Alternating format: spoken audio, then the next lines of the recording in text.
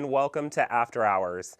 Tonight we are going to be working on one of my favorite things that I like to talk about for beginner quilters, and that is how to draw and quilt out a feather. Normally, when you're just starting out as a quilter, you're working with, like when you're doing free motion, you're working with stippling and kind of all over quilting, and sometimes you want to take it to that next level, but you don't know exactly where to start. Or if you're a computerized user and you're used to the machine doing everything, but you've always been tempted to drop the belts and do freehand quilting on your own, this is a great way to get into it. We're going to go step by step from start to finish, and we will be starting out how I learned to draw feathers and then how we quilt them out. So we're going to head right over to the machine right now, and let's take a look.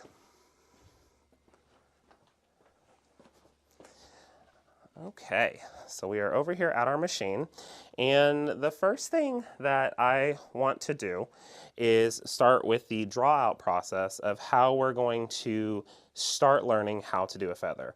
Now, I absolutely love and swear by the Ultimate Marking Pencil. It's like my favorite tool in the entire world. We have them on our website, and it just draws really nice and smooth onto fabric, and then you can use an iron and just iron it off real quick whenever you're done, which is super duper nice. You can quilt right over it, it's going to stay, it doesn't bounce anywhere, and it's just a really smooth drawing process when you're drawing it on. So when you're learning to draw a feather, the first thing that you want to do, either on fabric, or I also recommend doing it on paper to really build up that muscle memory. First thing that we're going to do is start with a straight line. Doesn't have to be perfectly straight. You can give it a little curve if you want to as well, but give yourself some type of line to go with. We started right here, so I'll put start. We started right here. We came down. So at the end of that line that we just drew, we want to do a figure 8. So I'm going to kind of do a little bit of an elongated one here, just like that. You're having that figure 8 down there to give you the movement that you need for your feather. The plumes of the feather are basically built off of that figure 8 combo. So we've built that figure 8. Now we can start on either the bottom, the left, or the right side of the feather. I'm going to start right here in the center, and I'm going to curve up that same direction. You're following that same movement of that figure 8, and then you're wrapping it around and dropping it down. So from right here, we're going to curve up that figure 8, wrap around, and drop down. As we move up, now we're traveling along that same drop down path. So we're going up, curving out, and dropping down. And you're repeating that same process all the way through. You're going up, wrapping, and dropping down. Up, wrapping, and dropping down. Just like that. Now, on the way back, you can travel right back down the stem again because you already have that line, or we can do echoing on the outside, which we'll look at that later. So let's travel down the stem first. So we're coming back down the stem. Now we're going to do the other side. So we're going to wrap around that figure 8 and drop down. Up and drop down. Drop down. You're just mimicking that same movement over and over again. But the best advice I ever got from a quilter when I was at a quilt show, when I was learning how to do feathers myself, was start with that figure 8 and build that movement as you're going all the way through. So I want to show you how easy that pencil comes off. So I've got my iron heating up real quick, and we're going to erase this off, and now we're going to do one that has maybe a little bit of a curvature stem to it. If you want to add a little flair to it, we can do that, and I'm just going to iron this directly off. It's just going to disappear, no residue or anything left. Make sure that's heating up. It is. If you have any comments or questions, feel free to leave them in the feed. And Ray is behind the camera today, so he will read them off to me. But we're just ironing right, I mean, the iron is still heating up still. So it's not coming off as fast, but that's okay. We'll get this nice and hot, and then it should easily just come off. So we can start our next piece. So we are just ironing this. perfect away. Okay, so now we're going to give ourselves our next stem. So say we want to do one with a little bit of a curvature line, and then we can kind of go from there. Oh, Ray has a question. Does line come back with cold, like Frisian pen? Oh, that's a great question. Okay, so does the marking pencil, does it come back after like a wash or when it gets cold or anything like a Frisian or fusion pen? I think that's what it's called. No, it disappears forever. It basically evaporates out of the fabric, which is really cool. I've done washes. I've put extra heat on it, and it's not coming back out, or not. It's not being shown back. And then what type of chalk pencil is it that comes off with the iron? Oh, okay. This is called the Ultimate Marking Pencil. We have it on our website, lindas.com. It is a white iron-off pencil, but you can just type in Ultimate Marking Pencil on the website and it'll pop up. All right, so we're giving our starting point again to draw our stem or our vein of this. And this one we're going to give a little bit of curvature. So we're going to curve this, give a little bit of flare. At the end, I'm still giving myself that figure 8 that I want to follow. A little bit of an elongated one, just like that. And same thing, you're going to use that figure 8 to build your first one and drop down. You're coming up and dropping down, coming up and dropping down. Now when you have a curved stem like this, when you get a little closer into the valley of the curve here, so the dip part of the curve here, we're going to start making our feathers ever so slightly, just a tad bit smaller. And then when we make our way out of that valley, you can elongate that feather out. Helps fill up that space and not stack them too hard on top of one another. Just like that. Now, a moment ago, we talked about adding an echo on the outside. So instead of traveling back down the stem, if I wanted to echo the outside, I can come out and then I can echo right around this. Now, we're getting down here into the valley of this where we made those a little bit smaller. We don't need to go all the way in to make that echo on each of those. Give yourself kind of just like an overall one. So we're going to kind of go over the bigger one here and then echo. You see how I skipped that one right there? That is completely okay. If you go in and try to echo over that, you're going to end up with overlapping stitching that you might not like. So just kind of give yourself an overall echo. So here we're coming in. And now we're going to travel the other way. So we're filling that up. Now we're coming into a kind of a dip in this. It's going in. So we're going to make these just a tad bit smaller. And then on the way out, expand that feather to fill up the space. Coming in, make them not super duper small, just a tad bit. And then expand it out to fill up the space. And then we can echo our way back. Just like this. Now this one has even a little bit more of a dip in. We're okay. We're just going to come around and clear that out just like that. Now that was just adding on to more. So we are going to do that straight line one first. That was just kind of more simplified. And then we'll come into this one that has a little bit of a flare and we're going to quilt both of them. So I'll iron this away. See, when the iron's nice and hot, it actually disappears right. There it goes. So we'll come that all the way around. Perfect. All gone. So nice. And we'll set that down to the side. And I think Ray has a question for us before we get started. How do you sharpen your ultimate marking pencil? Oh, what a good question. How do you sharpen the Ultimate Marking Pencil? So while we've been using this, it has gotten a little dull. The Ultimate Marking Pencils that we sell them with a sharpener combo. So you just put it in and you can sharpen this up just like that. And now you've got a nice sharp point. I spread this dust out on my fabric or wherever I want, and then I'll take my iron and I'll iron that away. You can do it off to the side because a lot of it on there can get to be, you got to iron it for a second because you put a big, thick piece of it on there. So you can put it off to the side onto a scrap piece of fabric or maybe onto a scrap piece of batting, but it just, same thing. Disappears right out of the way. Perfect. All right. So the first one we're going to start off with is just that straight line one. We're going to quilt that. So we're going to come down. Where do I want to do this actually? Let's go up and down. So we're going to start here. So I'll start right here. We're going to go down, do our elongated figure 8, And then we're going to come off one side and build our feathers.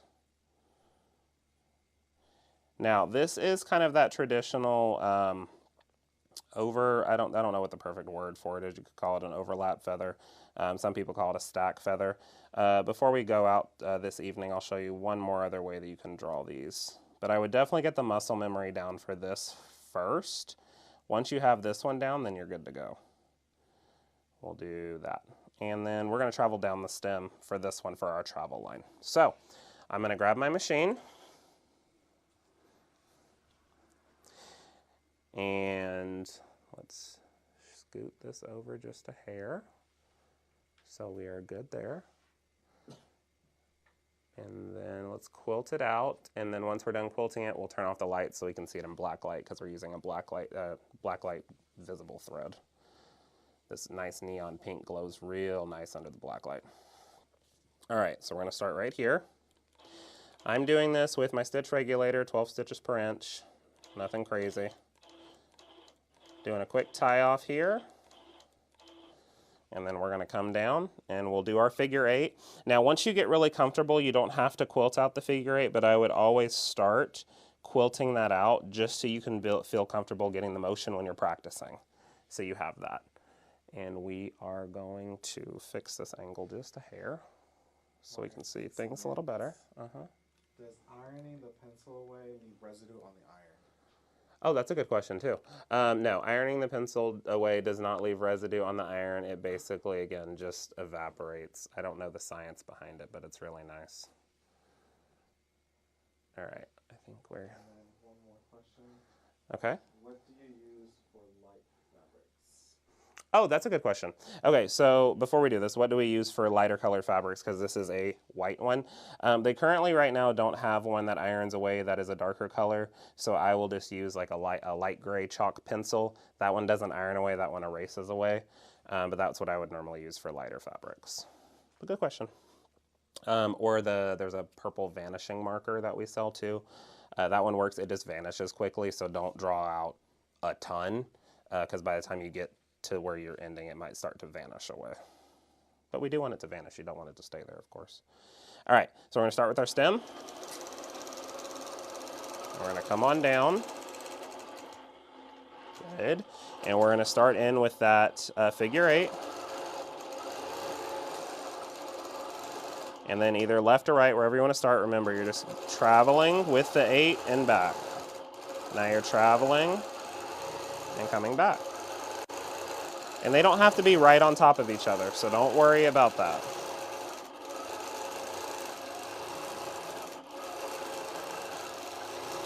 And drawing this out multiple times over and over again, you'll really get the muscle memory and the feel, and you kind of get into a rhythm when you're doing this. Okay, so we finished that left section, so in this example, we're going to travel back down the stem. And then we're going to go off to our right side here. And use that marking that you put on there as a guide, but don't try to stay directly on it. Sometimes you'll end up tensing and psyching yourself out when you do that. Use it as a guide and just have that natural flow.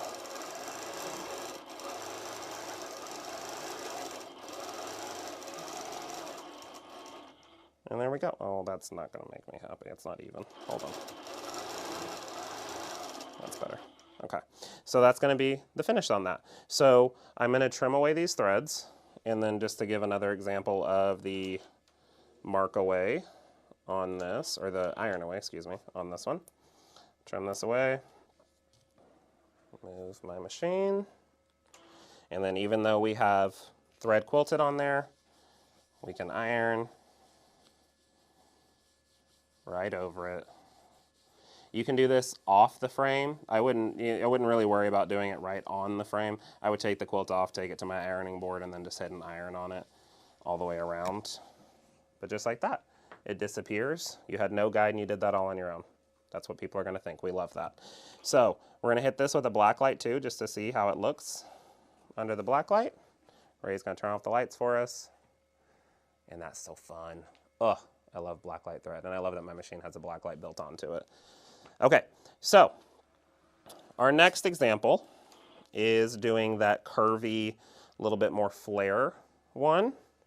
So we're going to move over to the side here, and we're going to give ourselves that curve. So we're going to have a starting point. You can start either left, right, up, down, doesn't matter where you start. But give yourself a starting point, and then give that line a little bit of curvature as you go. When you get down to the end, remember, give yourself that elongated figure 8 while you're practicing. Just like that. And then coming out of that, you're going to travel and down. Travel and down. And we're just working our way through this. Now we're kind of getting closer to that dip. I didn't do a crazy dip on this one, just a little bit. So we'll give ourselves maybe 1 or 2, and then we'll wrap around with 1 big feather.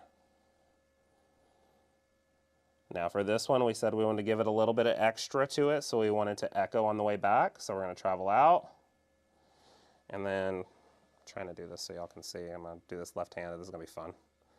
And we're going to echo, echo. When you get down to these dip ones, remember, just do the overall. You don't have to go all the way in there. Through, and then we will do the other side as we go. Coming in, a little bit smaller, wrap it around. A little bit smaller, wrap around. And then we can echo on the way back through, just like that. So we have our starting point, and then we'll end somewhere over here, okay? So let's get that quilted out. I guess before I get started, let me see if Ray has any questions for us. 2 questions. The first question is, what machine are you on? Okay. Oh, okay. Sorry. I thought you were going to ask them both at the same time. Okay. The machine that I'm using is the Innova M24. I love, love, love our Innovas, and the M24 is the one that I'm using for both computerized quilting, which is on up here, and then free motion, which is what I'm doing right here. And the second question is that some have heard that the marker will come back if fabric gets very cold. Have you ever run into this? Good question. For this pencil, it does not come back. That, from my experience, that does not come back when the fabric gets really, really cold. You're normally really good to go. Like I said, it honestly just evaporates out. It's like steam. It just steams out. It's really nice. And last question is, how do you determine how long the feather fronds should be? Oh, now that's a really good question. How do I determine how long the feather fronds or the plumes should be? I honestly just go for it. I pick whatever works for me. It's designer's choice at that time. Sometimes I like them short. It also does depend on the space that you're working on. So if you have like a border section or a little sashing and you're trying to put a curvature line feather in, you're going to have to be careful not to make certain sections way too big because you're going to throw off the density. So really just analyze the quilt. I definitely draw it out a lot. Again, with the iron off, it's amazing. I can draw it out and be like, no, I don't like that, and erase it all. You'll catch me sometimes with a quilt top before it's even loaded, and I'm drawing it around and coming up with different ideas before I even load the quilt. That way I can sit down and do it as opposed to standing right at the frame. But yeah, with those feather plumes, it does depend on your spacing. Or if you're free range space like this, go for it. Have a blast. We good, Ray? We're good. Okay. Let's get going. All right. So I have tied off. We're going to start, and we're going to start down our stem.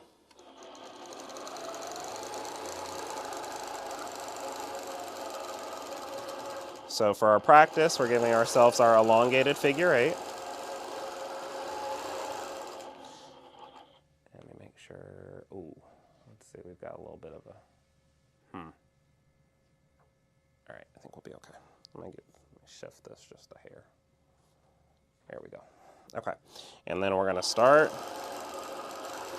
and down.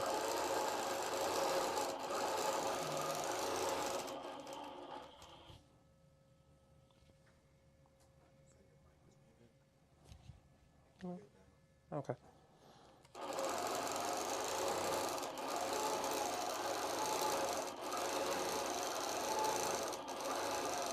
Coming into that dip, give ourselves little small ones and then travel up around it to close off the space.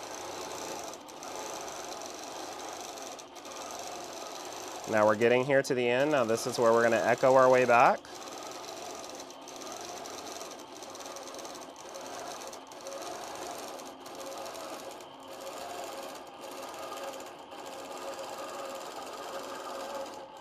And we're going to go the opposite way. Just following the movement. Coming off of that initial little figure 8 that you put in and building the natural movement all together. Also keeping in mind to make sure we tuck, let me pause this real quick.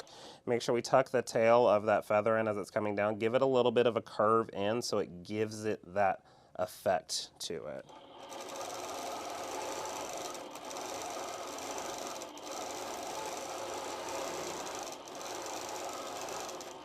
Now, just for fun and to make it a little bit more interesting, we're going to give ourselves a little heart to close this off up here, and then we can echo our way back home.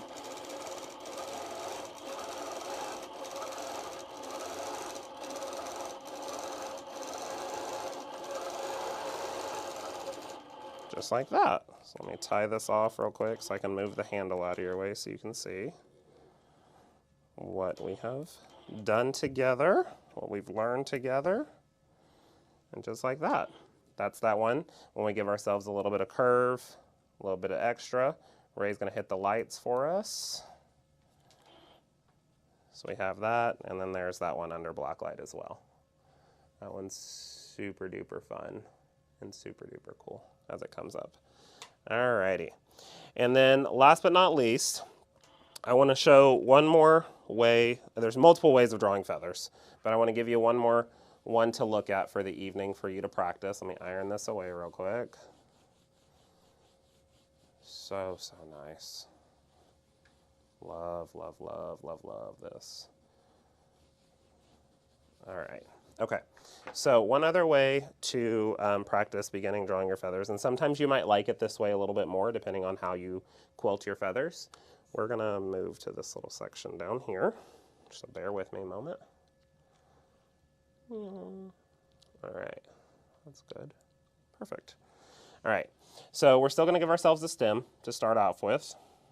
Okay, we're still going to give ourselves that figure 8 for practice purposes. Our first plume of the feather that we draw, we're going to follow our same thing we've been doing. So using the curvature of that figure 8, travel up that side, wrap around, and come down on that one, like we've got. Now, another way that you can look at it, that's kind of that one, but we've also seen you can curve out and in around, so you're kind of wrapping, you're creating that hook, and then you travel up over the hook you created, and then create another hook coming down, like that. So let's draw that again, just so we have that in our minds. Erase off that tiny little section. Like it was never there. Fix my stem. All right, so we have that first one. For this one, we're going to come and create that hook. So you're going to wrap around, hook down, travel up over the top, and then come back over and down. Come up, hook down, over the hook, back down, just like that. We'll travel down our stem, and then instead of creating that first initial one, let's just create the hook now that we get the idea. So for this one, we're going to come down, create the hook, over, and back. Come and create the hook, over the hook, down. Come and create it, over, and down, just like that. So you have that option as well. So let's look at quilting that out as well, just so you can practice that at home. We're going to come through with our quick stem. Before I do that, I think Ray has a question from y'all.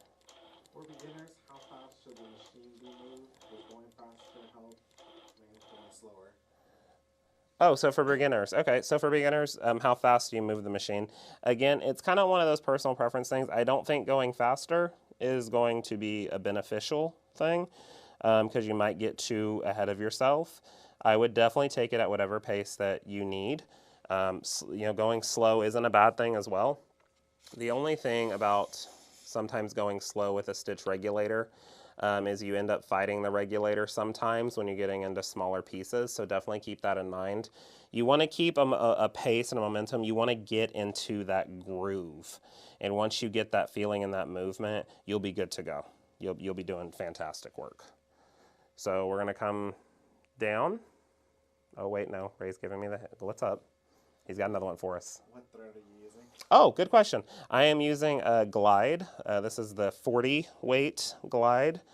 I think it's on sale on our website right now, too, as today of filming. Maybe you should swing over there, lindis.com, pick up a pencil and some Glide. This is a 90812 Hope. That's the one that I'm using today. I like bright neon colors. All right, so we're going to travel down our stem. And before we do that, let me make sure that this is not going to mess up. Okay, cool. All right, create your figure 8. And then we're going to do that first initial one here with using that figure 8 movement. Down here, we're going to skip that and do just our hook. But just so you have the idea, that's that first movement. We're going to wrap around, hook, and come down. We're going to wrap around, hook, travel back, and come down, just like that. Now this one creates a little bit more of that single line look. You're looking at your overstitching now up here on the top, so you definitely have to watch that whichever way you want to take it. It's completely up to you, but I definitely recommend playing with all the different types. And this is only just a few ways to do feathers. There's so many other ways, which we will be getting into here on After Hours. All right, so we're going to skip that initial one that we're following the path. This is just going to be the hook and overlap. So we're going to hook, overstitch, and come back. Hook, touch it, overstitch, come back, hook, overstitch, and come back. And to finish it out, we'll give ourselves some nice echoing all the way back through. I'll tie this off, and then we'll take a look at this one as well. Take a look at all of them, actually. I can zoom out so we can see all of the work we've done tonight. Let's X out of that. Trim this away. And then we can zoom out. And those are the ones that we've worked on today. So let me iron this away so it doesn't take away. That one looks like a butterfly, actually, with that white shadowing on it. It's cool. Let's iron this away.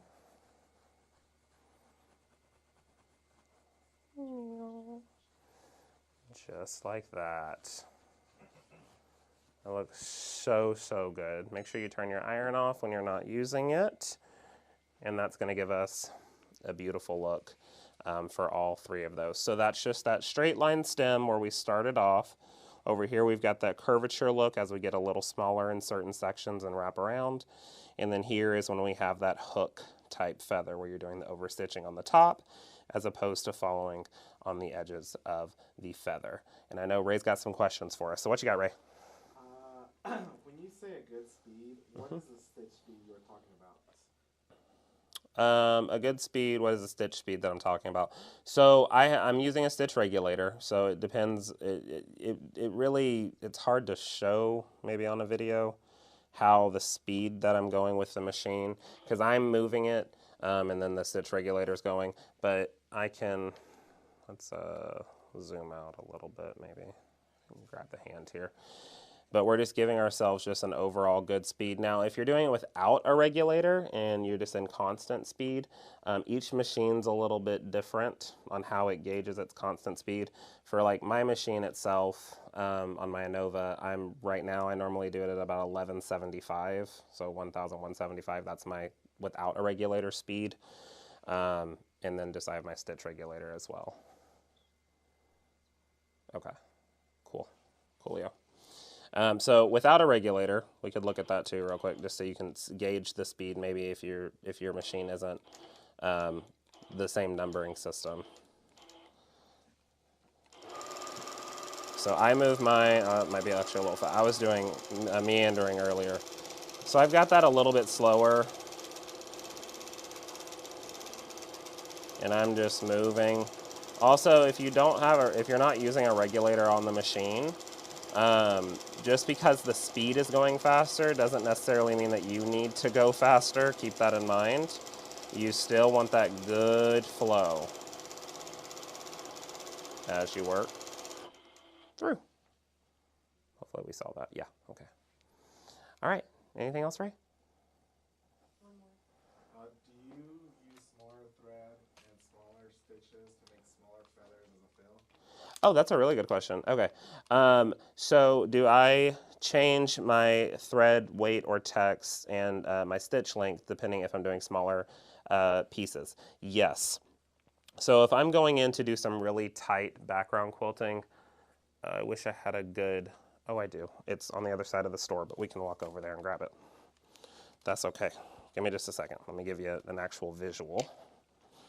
So we have that.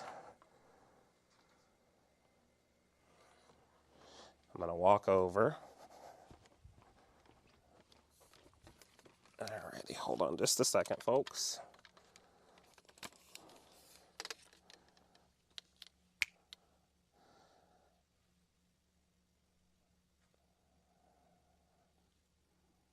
So if I'm doing that more tight, intricate work right there, this whole quilt was done with the exact same thread, just for consistency purposes to demonstrate the thread. But if I'm doing that type of intricate work, either with feathers or with micro stippling, I'll probably be dropping down to maybe a 60 weight, even a 100 weight, so either like a bottom line or a micro quilter. And I'll be increasing my stitches per inch. Like that one right there, I think is I want to say 16 stitches per inch. You want to have that tighter stitches per inch, especially if you're working with anything with curvature, any type of feather or anything like that. Because if you don't have that tighter stitch length, it's not going to be a nice smooth curve. It's going to end up looking jagged, and we don't want that. So yeah, I would definitely drop the weight of the thread too. Otherwise, it also might look a little too bulky. If you use a thicker thread in a very, very thin section, you won't get the true look that you're going for. All right. And then Ray, you can switch us back. So I can put this down without making the people sick.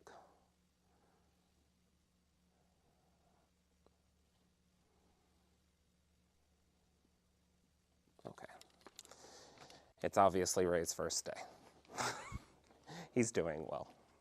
Everyone let him know how great he's doing in the comments. He's doing well. He's doing fantastic. It's a full production. All right, Ray, any other questions? Are we all good?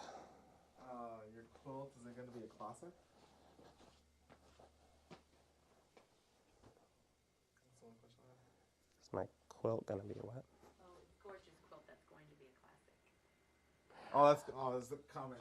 Oh, Compliment, sorry. oh, I see. Yes, gorgeous quilt. Thank you. I think she said it's going to be a class. We have a lot of classes rolling out online. Class, yes, Yeah, it's gonna be a class. class. We are planning on doing a bunch of classes coming online.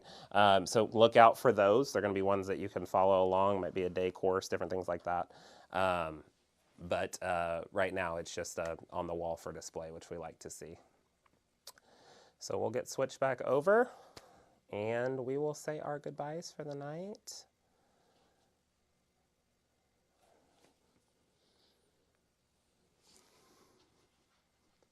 Well, thank you all so much for joining me tonight and learning a little bit more about creating your feathers using just simple techniques, starting with that stem, that figure 8 drawing that you've got, and then using that portion of the figure 8 to simply build on. It's amazing how that one little thing can change the whole, the trajectory of what you're wanting to do.